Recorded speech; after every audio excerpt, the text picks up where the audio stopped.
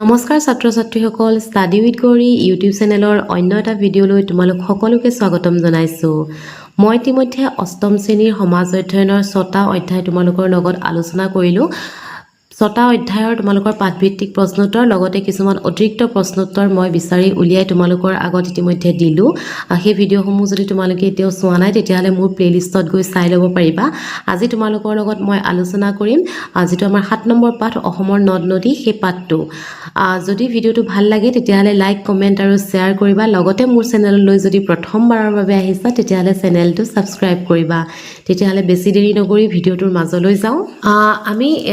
নামটোতে গম পাইছোঁ যে অসমৰ নদ নদী। প্ৰধানকৈ আমাৰ অসমৰ নদী বুলি ক'লে আমি দুখন নদীয়ে বুজোঁ। এখন হৈছে ব্ৰহ্মপুত্ৰ আৰু এখন হৈছে বৰাক, হয়নে? গতিকে এই নদীসমূহৰ বিভিন্ন উপনদীও আছে বা এই নদীসমূহেনো আমাৰ সমাজ ব্যৱস্থাত বা আমাৰ দৈনন্দিন জীৱনত কেনেদৰে প্ৰভাৱ বিস্তাৰ কৰে বা আমাৰ অৰ্থনৈতিক অৱস্থাক কেনেদৰে নিৰ্ধাৰণ কৰে, এই নদীসমূহৰ লগতনো আমি কিমানখিনি নিৰ্ভৰশীল সেই বিষয়ে এই পাঠটোত তোমালোকে পঢ়িবলৈ পাবা। গতিকে ব্ৰহ্মপুত্ৰ ইয়াত কৈছে চোৱা, ব্ৰহ্মপুত্ৰ আৰু বৰাক অসমৰ দুখন প্ৰধান উপনৈ নহয় নৈ। গতিকে আমি জানোৱে যে অসমৰ প্ৰধান দুখন নদী হৈছে ব্ৰহ্মপুত্ৰ আৰু বৰাক। এতিয়া চোৱা, ইয়াত কি হয়, ব্ৰহ্মপুত্ৰ আৰু ইয়াৰ উপনৈসমূহে তিব্বত, অৰুণাচল, নাগালেণ্ড, অসম, মেঘালয়, ভূটান, ছিকিম, পশ্চিমবংগ আৰু বাংলাদেশৰ কিছু অংশৰ পৰা জল আহৰণ কৰে। গতিকে আমি জানিব লাগিব যে ব্ৰহ্মপুত্ৰখন ক'ৰ পৰা উদ্ভৱ হৈছে, মানে ক'ৰ পৰা ওলাইছে, আৰু বৰাকখন ক'ৰ পৰা ওলাইছে।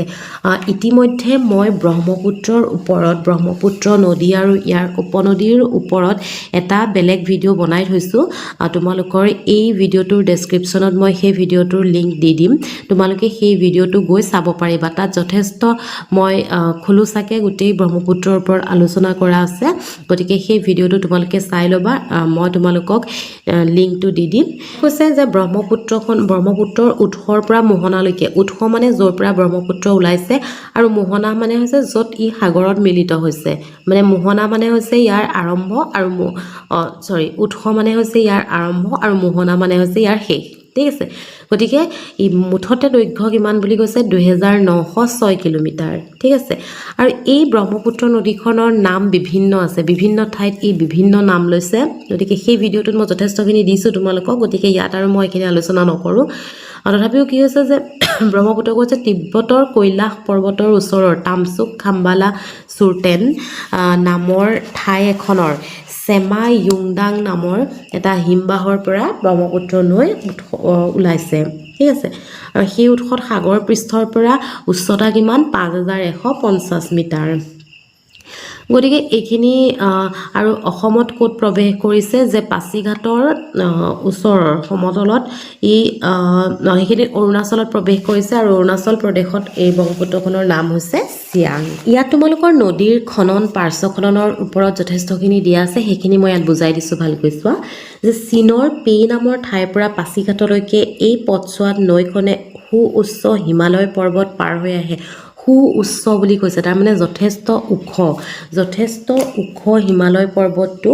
এনেকৈ ওপৰৰ পৰা ই পাৰ হৈ আহে। তাৰমানে যথেষ্ট ওখ যেতিয়া ই ওপৰৰ পৰা তললৈ এনেকৈ বৈ আহে। এই অংশত নৈখনে থিয় ঢালেৰে বৈ আহিব লগা হোৱা হেতুকে নদীৰ তলিত খনন অধিক হয়। তাৰমানে চোৱা, নদীখনৰ এইটো ওপৰ আৰু এইটো ধৰিলোঁ একদম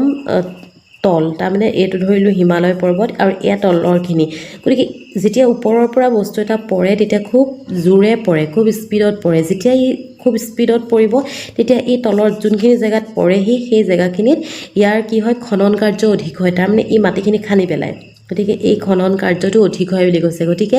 যে চীনৰ পৰা পাছিঘাটলৈকে ব্ৰহ্মপুত্ৰখন হিমালয় পৰ্বত যিহেতু পাৰ হৈ আহে, আৰু হিমালয় পৰ্বত যিহেতু যথেষ্ট ওখ সুউচ্চ আমি জানোৱেই, গতিকে এই তলখিনিত যথেষ্ট ই কি কৰে, খান্দে। গতিকে ইয়াত খননটো অধিক হয়। খনন মানে গম পাইছা যে খান্দি পেলাই মাটিটো। তোমালোকে ঘৰতে কি কৰিবা, গিলাচ এটা লৈ তোমালোকে প্ৰথমতে গিলাচ এটাত পানী ল'বা। পানীখিনি প্ৰথমতে ওচৰৰ পৰা পেলাবা, ওচৰৰ পৰা মাটিত পেলাবা, তেতিয়া মাটিখিনি যিটো প্ৰতিক্ৰিয়া হ'ব অকণ ওপৰৰ পৰা অলপ দূৰৰ পৰা পেলাবাচোন, তেতিয়া কি হ'ব দেখা পাবা যে মাটিখিনি অকণমান খান্দি যোৱা নিচিনা হ'ব। গতিকে ওপৰৰ পৰা যিহেতু পানীখিনি পৰে সেইকাৰণে এই জেগাখিনিত কি হয় খনন কাৰ্যটো অধিক হয়। এই অংশত গতিপথৰ আকৃতি ইংৰাজী ইউ আখৰটোৰ দৰে হয়। এয়া চোৱা দেখিছানে, এই নৈ গিৰিখাত বুলি কৈছে। তাৰমানে ই যেতিয়া পৰেহি পৰি পেলাই কি হয় ই এনেকৈ ইউ আকৃতিত বৈ যায়। তদুপৰি ঠায়ে ঠায়ে নদীতলৰ গভীৰতা বহু বেছি হৈ গিৰিখাতৰো ৰূপ লৈছে। পাৰ্বত্য অঞ্চলৰ থিয় ঢালেৰে বৈ অহা সোঁতে গতিপথত থকা শিল বালি মাটি আদি খহাই তললৈ কঢ়িয়াই আনে। মই যে কৈছিলোঁ ওপৰৰ পৰা যেতিয়া নামি আহিব, ওপৰৰ পৰা যেতিয়া নৈখন নামি আহিব ই কি হয় এই বাটটোত যিবিলাক শিল বালি মাটি যি আছিল ই চব তললৈ লৈ আহে।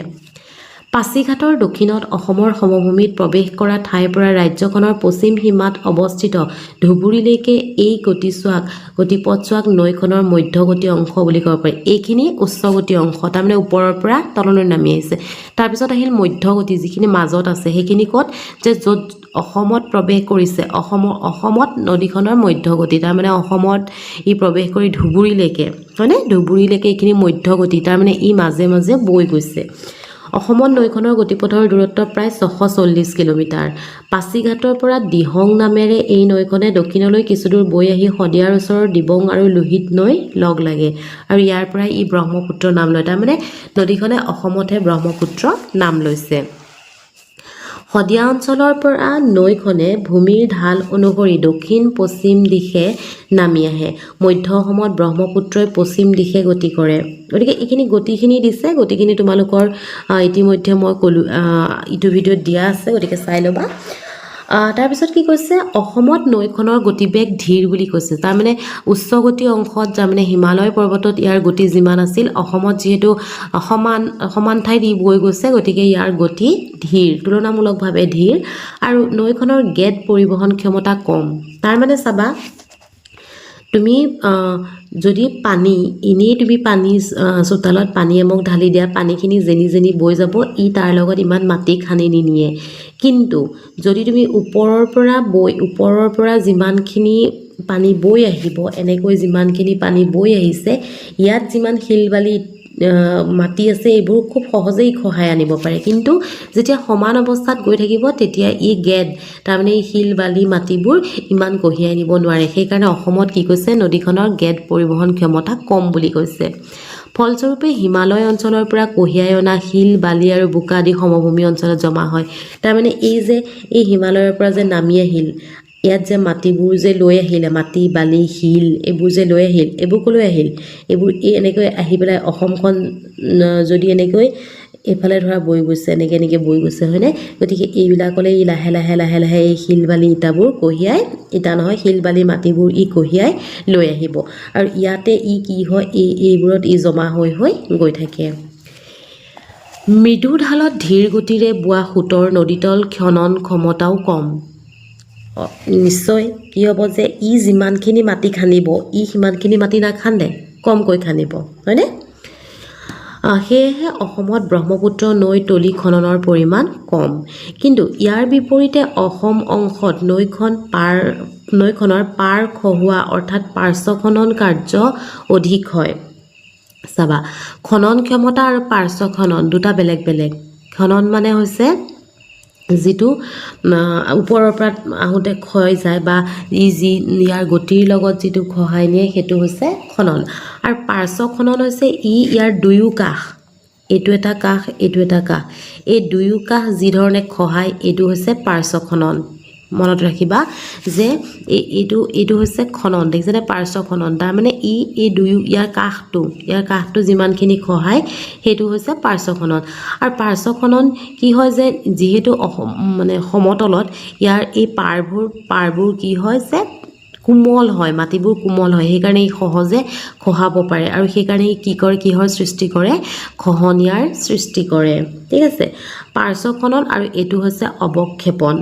অৱক্ষেপন মানে হৈছে য'ত এই বালি বোকাবোৰ ইয়াৰ পৰা খান্দি য'ত এইটো জমা হৈছে সেইটো হৈছে অৱক্ষেপন। ঠিক আছে, গতিকে ইয়াৰ পৰা গেটবোৰ আহি এই পাৰ্শ্বখনৰ পৰা গেটবোৰ আহি এফালে জমা হয় এইটো হৈছে অৱক্ষেপণ ঠিক আছে পাৰ্শ্বখনত মানে খন্দা অৱক্ষেপণ মানে জমা হোৱা এইটো মনত ৰাখিবা আৰু এনেকুৱা এই পাৰ্শ্বখনন আৰু অৱক্ষেপণৰ কাৰণে কি হয় মধ্য অংশত বা সমতলত নৈখনে কিহৰ ৰূপ লয় একা বেকা বা সৰ্পিল গতি বুলি কোৱা হয় যিটো মিনাৰিং বুলি কোৱা হয় সৰ্পিল গতি হয় আৰু বাৰিষা কালত এই অৱক্ষেপ মানে যেহেতু নৈখনত পানী কমি আহে খৰালি যেতিয়া পানী কমি আহে তেতিয়া কি হয় এই অৱক্ষেপবোৰ ওলাই পৰে আৰু কি হয় যে বাৰিষা কি হয় নৈখনত যেহেতু পানী অধিক হয় গতিকে চাৰিওফালে পানীৰে উপচি পৰে গতিকে ইয়াৰ মাছটো আমি একো দেখা নাপাওঁ কিন্তু যেতিয়া খৰালি হয় যেতিয়া পানীটো শুকাই যায় তেতিয়া নৈ গুম্ফিত ৰূপ মানে কি জানানে যেতিয়া খৰালি হয় নৈ পানীবোৰ শুকাই যায় মাজে মাজে বালিবোৰ ওলাই যায় এই বালিবোৰেই হৈছে অৱক্ষেপণ বুজিলানে তাৰ মানে যিবোৰ পাৰ্শ্বখননৰ ফলত যিবোৰ আমাৰ গেট জমা হৈছিল এইবোৰ হৈছে অৱক্ষেপণ এইবোৰ অৱক্ষেপণৰ ফলত এই গেটবোৰ অটুট জমা হৈ আছে আৰু এইটো আমি খৰালিহে দেখা পাওঁ যেতিয়া পানীবোৰ শুকাই যায় এইটো হৈছে নৈ গুম্ফিত ৰূপ বুলি কোৱা হয় ঠিক আছে এইবোৰ হৈছে এই ধৰা বালি বোকা শিল সেইবোৰ হৈছে মাজে মাজে য'ত জমা হৈছে খৰালি এইবোৰ ওলাই যায় পানীটো যিহেতু শুকাই যায় ঠিক আছে নৈ খনন আৰু অৱক্ষেপণ কাৰ্যৰ ফলস্বৰূপে শাখা নৈসমূহৰ গতিপথ সঘনে পৰিৱৰ্তন হৈ থাকে শাখা নৈসমূহৰ এনে পৰিৱৰ্তনে ইয়াৰ এৰাসতিত বিল বা জলাশয়ৰ সৃষ্টি কৰে কি হয় যে নৈখন ধৰি ললো আগতে এইখিনিৰ পৰাই এখন উপনৈ ওলাইছিল ঠিক আছে এখন উপনৈ ওলাইছিল এতিয়া নৈখন ধৰিলো এইফালে বেছিকৈ খান্দি এইটো সাইডে বেছিকৈ এনেকে এইফালে খান্দি গ'ল এইফালে খাননটো কম হ'ল তে খানি যোৱাৰ লগে লগে নৈ পানী যেতিয়া এইফালে পৰা এনেকে বৈ যাবগে এইফালে চোৱা এনেকে এইফালে যেহেতু বেছিকৈ খান্দিলে এইফালে বৈ গ'ল হয়নে এইখিনি পাই ধৰিলো এনেকে এইফালে নৈখন বৈ গুচি গ'ল তো এইফালে ধৰিলো এইফালে ওলালগে এই উপনৈখন এইফালে গুচি গ'ল তেতিয়াহ'লে এইখন উপনৈ নাইকিয়া হৈ যাবনে এইখন উপনৈ নাইকিয়া হৈ যাব তো এইখন কি ক'ব তেতিয়া এৰাসতি বুলি ক'ব ব্ৰহ্মপুত্ৰৰ এৰাসতি তেনেকুৱা বহুত থাকে উত্তত তোমালোকে যদি ওচৰে পাজৰে কাৰোবাৰ এৰাসতি আছে মোক তোমালোকে কমেণ্ট কৰি জনাবা ব্ৰহ্মপুত্ৰৰ এৰাসতিয়ে হওক বা অন্য উপনৈৰ এৰাসতিয়ে হওক যদি তোমালোকৰ আশে-পাশে আছে তেতিয়াহ'লে জনাবা আমাৰ নগাঁৱত এখন আছে যে মৰিকলং যিটো আমাৰ এৰাসতি মৰিকলং মৰা কলং বুলি কয় তাৰ মানে কলঙৰ এৰাসতি তোমালোকে কোনে জানা এই বিষয়ত মোক কমেণ্ট কৰি জনাবা আৰু নগাঁৱৰ পৰা কোনে চাই আছা লগতে তোমালোকে কোন ঠাইৰ পৰা চাই আছা মোক কমেণ্ট কৰি জনাবা তাৰপিছত কি হয় যে এইবিলাক এৰাসতিৰ সৃষ্টি হয় এই খনন কাৰ্যৰ ফলতে নৈ মানে উপনৈবিলাকৰ স্থান সলনি হ'ব পাৰে আৰু এৰাসতিবোৰ এসময়ত কি হয় যেতিয়া এইফালে পানী অহাটো বন্ধ হৈ যাব বন্ধ হৈ গ'ল আৰু ইয়াৰ যিখিনি পানী আছিল বিল বা জলাহৰ সৃষ্টি কৰে ব্ৰহ্মপুত্ৰৰ প্লাৱনভূমিত সৃষ্টি হোৱা চৰ চাপৰিবোৰ কিছুমান তুলনামূলকভাৱে স্থায়ী আৰু কিছুমান অস্থায়ী এইবোৰ যে সৃষ্টি হৈছে এইবোৰ চৰ চাপৰি বুলি কয় এইবোৰ কিছুমান স্থায়ী কিছুমান একেবাৰে থাকি যায় যেনে আমাৰ মাজুলীখন হয়নে মাজুলীখন ব্ৰহ্মপুত্ৰৰ এটা বদ্বীপ গতিকে মাজুলীখন যিহেতু এখন স্থায়ী কিন্তু এইবোৰ সৰুবোৰ এইবোৰ অস্থায়ী ইয়াত দিছে কান্ধুলিমাৰী শিয়ালমাৰী ভাঙনমাৰী আদি কেইটামান তুলনামূলকভাৱে স্থায়ী চাপৰিৰ উদাহৰণ তোমালোকে এই কান্ধুলিমাৰী শিয়ালমাৰী আৰু ভাঙনমাৰী এইকেইটা কোন ঠাইত আছে তোমালোকে আৰু ইয়াৰ আশে-পাশে কোন ছাত্ৰ ছাত্ৰীয়ে মোৰ এই ভিডিঅ'টো চাইছা মোক তোমালোকে কমেণ্ট কৰি জনাবা আলুপতি ব্ৰহ্মপুত্ৰৰ এটি উল্লেখযোগ্য স্থায়ী চৰ এইটো জনাবা আলুপতিত কোন আছা ঠিক আছে ব্ৰহ্মপুত্ৰৰ খেৰকটীয়া খুঁটি আৰু দক্ষিণৰ মূল খুঁটিৰ মাজত অৱস্থিত মাজুলী পৃথিৱীৰ অন্যতম বৃহৎ নদীদ্বীপ সেইটোতো আমি জানোৱেই হয়নে পৃথিৱীৰ ভিতৰত অন্যতম বৃহৎ নদীদ্বীপ হৈছে মাজুলী কিন্তু মাজুলীৰ কি হৈছে যে মাটিকালি এতিয়া অলপ কমি আহিছে তাৰপিছত কি হ'ল যে প্লাৱনভূমিত গঢ়ি উঠা জলাহ কিছুমানত ঘাঁহ বন গজি কালক্ৰমত পিটনিত পৰিণত হয় আনহাতে স্থায়ী চৰ চাপৰিবোৰ তৃণভূমিত পৰিণত হয় যে এইবোৰ যেতিয়া লাহে লাহে প্লাৱনভূমিত যে এই জলাহৰ সৃষ্টি কৰে কি হয় যে ঘাঁহ বন গজি দ ঠাই কিছুমানৰ সৃষ্টি কৰে আনহাতে এই যিবোৰ স্থায়ী চৰ চাপৰি আছে এইবোৰ তৃণভূমি তাৰমানে ইয়াত ঘাঁহ বন গজি ধুনীয়া হৈ যায় ঠাইটুকুৰ ঠিক আছে আৰু ইয়াত কি হয় যে কিছুমান ডাঙৰ ডাঙৰ গছ গছনিও গজে বা য'ত ধৰি ললোঁ তাত কি হয় কিছুমান স্থলচৰ আৰু জলচৰ প্ৰাণীও থাকে হয়নে ব্ৰহ্মপুত্ৰৰ পাৰৰ বৰ্তমানৰ ডিব্ৰু চৈখোৱা তোমালোকে নিশ্চয় জানা ডিব্ৰুগড়ত কাজিৰঙাও জানা লাওখোৱা ক'ত তোমালোকে কোনে কোনে জানা লাওখোৱা বুঢ়া চাপৰি ক'ত তোমালোকে মোক কমেণ্ট কৰি জনাবা এইবোৰ হৈছে তেনেকুৱা আৱাসভূমি ঠিক আছে 1950 চনৰ ভূমিকম্পৰ পাছত হোৱা গৰাখহনীয়া আৰু অৱক্ষেপণে ব্ৰহ্মপুত্ৰৰ গতিপথ আৰু প্লাৱনভূমিত পৰিৱৰ্তন সাধন কৰিছিল অৰ্থাৎ হলাই পেলাইছিল এই মেপখন দেখিছানে ইয়াত তোমালোকক ধুনীয়াকৈ ব্ৰহ্মপুত্ৰৰ উপনদীসমূহ দিয়া আছে চোৱা এইফালে হৈছে দক্ষিণ এই ব্ৰহ্মপুত্ৰৰ এই তলৰখিনি তাৰমানে এই তলৰ গোটেইখিনি হৈছে দক্ষিণ পাৰৰ উপনৈ আৰু এই ওপৰৰ ফালৰ গোটেইখিনি হৈছে উত্তৰ পাৰৰ উপনৈ গতিকে তোমালোকে এইখিনি ভালকৈ চাবা আৰু এইখিনি তোমালোকে মুখস্থ কৰিবলগীয়া নায়েই চালেই তোমালোকৰ বেছি নালাগে তোমালোকে অন্তত দক্ষিণ পাৰৰ উপনৈ আৰু উত্তৰ পাৰৰ উপনৈ মিলাই তোমালোকে পাঁচখন মনত ৰাখি থ'বা বেছি লিখিবলৈ নাহে দুখন বা তিনিখন লিখিবলৈ আহিব কেতিয়াবা এখনো আহিব পাৰে সেইকাৰণে তথাপি কৈছোঁ মেক্সিমাম তোমালোকে 5খন চাই থ'বা আৰু তোমালোকে দক্ষিণ পাৰৰ পৰা কোনে কোনে মোৰ ভিডিঅ' চাই আছা লগতে উত্তৰ পাৰৰ পৰা কোনে কোনে মোৰ ভিডিঅ' চাই আছা তোমালোকে কমেণ্ট কৰি জনাবা আৰু তোমালোকৰ ঘৰৰ ওচৰত কি উপনদী আছে ব্ৰহ্মপুত্ৰৰ উপনৈ কি আছে মোক কমেণ্ট কৰি জনাবা ইয়াত অসমৰ 10খন প্ৰধান নদীৰ তোমালোকক চমু বিৱৰণ দিছে এইখিনি তোমালোক ক'ৰ পৰা উদ্ভৱ হৈছে নদীৰ নাম ক'ৰ পৰা উদ্ভৱ হৈছে দীৰ্ঘ কিমান সংযোগী ৰাজ্য ই অসমৰ লগতে কোনখন ৰাজ্যৰ লগত সংযোগ আছে বা সংযোগী জিলা আৰু মহানগৰ কোন জিলাক ই সংযোগ কৰিছে বা নগৰ মহানগৰ কোন সংযোগ কৰিছে এই গোটেইখিনি দিয়া আছে এইখিনি তোমালোকে চাবা আৰু এইটো তোমালোকৰ শ্বৰ্ট কুৱেশ্যন আহিব পাৰে যে ব্ৰহ্মপুত্ৰ নৈ উত্তৰ পাৰৰ কিমানখন উপনৈ আছে দক্ষিণ পাৰত কিমানখন উপনৈ আছে এইটো প্ৰশ্ন তোমালোকৰ আহিব পাৰে ঠিক আছে এইটো ভালকৈ চাবা তাৰপিছত দিছে চোৱা এইখিনি তোমালোকক নকওঁ এইখিনি মই ইতিমধ্যে তোমালোকক ক'লোঁ তাৰপিছত আহিছে বদ্বীপ চোৱা বদ্বীপটো কি যে বদ্বীপটো আমি নিশ্চয় নামটোতে গম পাইছোঁ যে বদ্বীপ মানে হৈছে এনেকুৱা আকৃতি ত্ৰিভুজ আকৃতি ঠিক আছে এইটো ত্ৰিভুজ বুলিও কোৱা হয় বা বদ্বীপ বুলিও কোৱা হয় এই বদ্বীপ ক'ত সৃষ্টি হয় সেইটো আমি জানিব লাগিব যে নৈৰ মোহনা অংশত নদীখনে কঢ়িয়াই অনা গেটবোৰ জমা হৈ বা ত্ৰিভুজ আকৃতিৰ বদ্বীপৰ সৃষ্টি কৰে ঠিক আছে চোৱা এতিয়া কেনেকুৱা যে নৈখন এইফালৰ পৰা বৈ আহিছে এইখন হ'ল ব্ৰহ্মপুত্ৰ নদী এইফালৰ পৰা বৈ আহিছে আৰু এইখন হৈছে বংগোপসাগৰ এই বংগোপসাগৰত মিলিছে ইয়াত কি হয় যে এই ব্ৰহ্মপুত্ৰ নদীখনেতো কি হয় শিল বালি মাটিবোৰ কঢ়িয়াই আনিব এই মাটি সেইবোৰ কঢ়িয়াই আনোতে কি হয় ইয়াত কি হয় যে এনেকৈ জমা হয় এইখিনিতে ধৰিলোঁ জমা হ'ল এইবোৰ এনেকুৱাতে জমা হয় ঠিক আছে তো জমা হৈ কি হয় ই কিছুমান আকৃতি সৃষ্টি কৰে বৰ আকৃতি প্ৰায় ই নিচিনা আকৃতি সৃষ্টি কৰে য'ত মোহনাত বুলি কৈছে তাৰমানে নদীখন য'ত আহি বংগোপসাগৰত বা যিকোনো সাগৰৰ লগত মিলিত হয় তেতিয়া ইয়াত এই শিল বালি মাটিবোৰে কি হয় এনেকুৱা আকৃতিৰ সৃষ্টি কৰে আৰু সেইবোৰেই হৈছে বদ্বীপ ঠিক আছে আৰু এই বদ্বীপ অঞ্চলত কি উদ্ভিদ পোৱা যায় বুলি আহিলে কি লিখিবা মেংগ্ৰ'ভ ঠিক আছে এতিয়া চোৱা বানপানী আৰু গৰাখহনীয়া সমস্যা এইটো বুজাবলগীয়া তেনেকৈ নাই বানপানী আৰু গৰাখহনীয়া সমস্যা তোমালোকে জানাই যে বানপানী কি হয়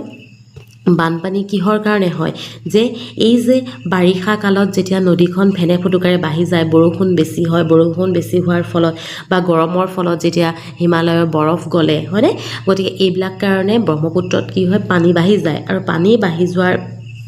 ফলত কি হয় যেহেতু ইয়াৰ উপনৈসমূহ তুলনামূলকভাৱে কোমল শিলাৰে গঠিত গতিকে হিমালয় পৰ্বতৰ পৰা অত্যাধিক গেট কঢ়িয়াই আনে আৰু এই গেটবোৰ ক'ত জমা হয় উপনৈসমূহৰ নদীৰ পাৰ আৰু দাঁতি কাষৰীয়া ঠাইবোৰত জমা হয় আৰু জমা হৈ কি হয় ব্ৰহ্মপুত্ৰৰ তলিখন যিখন ব্ৰহ্মপুত্ৰৰ তলি এই তলিখন কি হয় যে ইয়াত গেট জমা হওঁতে তলিখন বাম হৈ যায় গতিকে পানী কি হয় পানী যেটো নদীৰ তললৈ যাব নাই ক'লৈ যাব ই কাষলৈ বৈ আহিবনে গতিকে সেই কাৰণে বানপানীৰ সৃষ্টি হয় আৰু এই বানপানী হ'লে কি হয় যে তোমালোকে আৰু অসমত বানপানীৰ সমস্যা তোমালোকক মই বেলেগকৈ ক'বলগীয়া নাই কিমান ডাঙৰ এটা সমস্যা হয়নে গতিকে এই বিষয়ে তোমালোকে মই নুবুজালেও তোমালোকে নিশ্চয় 10টা লাইন অসমত বানপানীৰ সমস্যা আৰু গৰাখহনীয়া মানে কি পাৰবোৰ যে খহি যায় এয়া নৈ খহনীয়া তাৰমানে এই পাৰবোৰ যে খহাই পেলাই এইটো হৈছে গৰাখহনীয়া গতিকে এই বিষয়ে তোমালোকে নিশ্চয় 10 লাইন নিশ্চয় লিখিব পাৰিবা হয়নে তাৰপিছত অৰ্থনৈতিক গুৰুত্ব ব্ৰহ্মপুত্ৰখনে অৰ্থনীতিত কি গুৰুত্ব প্ৰদান কৰিছে যে আমি কি কৰোঁ যে জল পৰিবহণৰ সহায়ত আমি বিভিন্ন ৰাজ্যৰ লগত বা বিভিন্ন দেশৰ লগত আমি কি কৰোঁ বেপাৰ বাণিজ্য কৰিব পাৰোঁ যিবোৰ কাম আমি অন্য পৰিবহণত কৰিব নোৱাৰোঁ সেই কামবোৰ আমি জল পৰিবহণৰ জৰিয়তে কৰিব পাৰোঁ অসমত ইতিমধ্যে ৰাষ্ট্ৰীয় আভ্যন্তৰীণ জল পৰিবহণ বিভাগে পাণ্ডু আৰু ধুবুৰীত 2টি নদী বন্দৰ স্থাপন কৰিছে গতিকে এইখিনি আমি গম পালোঁ বাকীখিনিও তোমালোকে নিশ্চয় পাৰিবা যে ই কি কৰিছে ই পৰ্যটনতো ই যথেষ্ট ভূমিকা লৈছে বা ই খেতি পথাৰত কেনেধৰণে মানুহক সহায় কৰিছে হয়নে গতিকে বা ই আমাৰ অৰ্থনৈতিক গুৰুত্ব কিভাৱে পালন কৰিছে কি জানিম এতিয়া আমি বৰাক নদীৰ ওপৰত পঢ়িম বৰাক নদী ক'ৰ পৰা ওলাইছে চোৱা নাগালেণ্ড মণিপুৰৰ সীমান্তৱৰ্তী মৰাম নামৰ অঞ্চলটিৰ পৰা বৰাক নদী ওলাইছে ঠিক আছে ক'ৰ পৰা ওলাইছে নাগালেণ্ড মণিপুৰ সীমান্তৱৰ্তী দুইখনৰে সীমা আৰু ই কি কৰিছে মণিপুৰৰ মাজেৰে দক্ষিণ পশ্চিম দিশে বৈ অহা নৈখনে মণিপুৰ মিজোৰাম সীমাত পুনৰ উত্তৰলৈ গতি কৰিছে অসম আৰু মণিপুৰ সীমাৰে উত্তৰলৈ আহি জিৰি নামৰ উপনৈখন লগ হোৱাৰ পাছতে ই পশ্চিমত ঘূৰি অসমত সোমায় যে অসমত ই সোমাওঁতে আৰু কি উপনৈ লগ লাগিছে জিৰি নামৰ উপনৈখনৰ লগ লাগিছে নৈখনে অসমৰ কাছাৰ জিলাৰ মাজেদি আৰু হাইলাকান্দি আৰু কৰিমগঞ্জ জিলাৰ উত্তৰ অংশৰে বৈ গৈছে বৰাক নৈখনে অসমত 3খন জিলা অতিক্ৰম কৰে এখন হৈছে কাছাৰ জিলা তাৰপিছত হাইলাকান্দি আৰু কৰিমগঞ্জ ভাৰত বাংলাদেশ সীমান্তত নৈখন দুভাগ হৈ গৈছে এভাগে নাম লৈছে কুহিয়াৰা আৰু আনভাগে নাম লৈছে সুৰমা আৰু এই দুটা নাম লৈ এই ক'ত সোমাইছে বাংলাদেশত সোমাইছে তাৰপিছত অলপ দূৰ গৈ এই কুহিয়াৰা আৰু সুৰমাই পুনৰ লগ হৈছে আৰু মেঘনা নদীৰ নাম লৈ সিহঁতি ক'ত পৰিছে পদ্মাৰ লগত মিলি বংগোপসাগৰত পৰিছে যেনেকৈ ব্ৰহ্মপুত্ৰ নদীখনো কি হৈছে যে বংগোপসাগৰতে মিলিত হৈছে ঠিক তেনেদৰে বৰাক নদীখনো বংগোপসাগৰত মিলিত হৈছে আৰু বৰাক নদীখনৰ দৈৰ্ঘ্য তাৰমানে উৎসৰ পৰা মোহনালৈকে ইয়াৰ দৈৰ্ঘ্য হৈছে 900 কিলোমিটাৰ অসমত বৰাক নৈ উপনৈ কিমান আছে বুলি ক'লে কিমানখন লিখিব লাগিব 27খন সৰু বৰ উপনৈ আছে আৰু ইয়াত তোমালোকৰ বৰাক নৈৰ উপনৈসমূহ দিয়া আছে অৱবাহিকা বুলিও কোৱা হয় উপনৈসমূহক অৱবাহিকা বুলিও কোৱা হয় যিটো ইংৰাজীত কোৱা হয় ট্ৰিবিউটাৰী ঠিক আছে তেতিয়াহ'লে বৰাক নৈ অৱবাহিকা এইখিনি দিয়া আছে চোৱা এখন বৰাক নৈ গতিকে অৱবাহিকা এফালে দক্ষিণ পাৰৰ উপনৈখিনি আৰু এইখিনি কি হয় যে উত্তৰ পাৰৰ উপনৈ গতিকে এইখিনিও ইয়াৰ পৰাও তোমালোকে তিনিখন মনত ৰাখিলেই হ'ব মনত ৰাখিবা তোমালোকে বৰাক নৈৰ বিষয়ে গম পালা গতিকে বৰাক নৈৰ অৰ্থনৈতিক গুৰুত্বও যথেষ্ট আছে কাৰণ ইও এখন ডাঙৰ নৈ আৰু ইয়াতো কি হয় জলপথ আছে আৰু এই পথেৰে পৰিবহণ ব্যৱস্থাত আমি নানান ধৰণৰ আমাৰ কৃষিজাত সামগ্ৰী বা অন্যান্য সামগ্ৰী আমি কি কৰিব পাৰোঁ অনা নিয়া কৰিব পাৰোঁ গতিকে ইয়াত মাছো যথেষ্ট পোৱা যায় গতিকে সেইফালৰ পৰাও ই অৰ্থনীতিত এক আমাক সকাহ দিয়ে গতিকে পাঠটি ইমানতে শেষ হ'ল আৰু মনত ৰাখিবলগীয়া কথাখিনিতো তোমালোকে পঢ়িব লাগিবই প্ৰত্যেকটো ভিডিঅ'তে মই তোমালোকক কওঁ যে মনত ৰাখিবলগীয়া কথাখিনি পঢ়িবা গতিকে ভিডিঅ'টো গোটেই সম্পূৰ্ণকৈ চোৱাৰ বাবে ধন্যবাদ আৰু যদি ভিডিঅ'টো তোমালোকৰ ভাল লাগিল তেতিয়াহ'লে লাইক কমেণ্ট আৰু শ্বেয়াৰ কৰাৰ লগতে মোৰ চেনেললৈ যদি প্ৰথমবাৰৰ বাবে আহিছা তেতিয়াহ'লে চেনেলটো ছাবস্ক্ৰাইব কৰিবা ইয়াৰ পাছৰ ভিডিঅ'ত তোমালোকক মই এই পাঠটোৰ প্ৰশ্নোত্তৰ লগতে অতিৰিক্ত প্ৰশ্নোত্তৰসমূহ দিম গতিকে সোনকালে এইটো ভিডিঅ' তোমালোকে পাবা আজিলৈ আহোঁ থেংক ইউ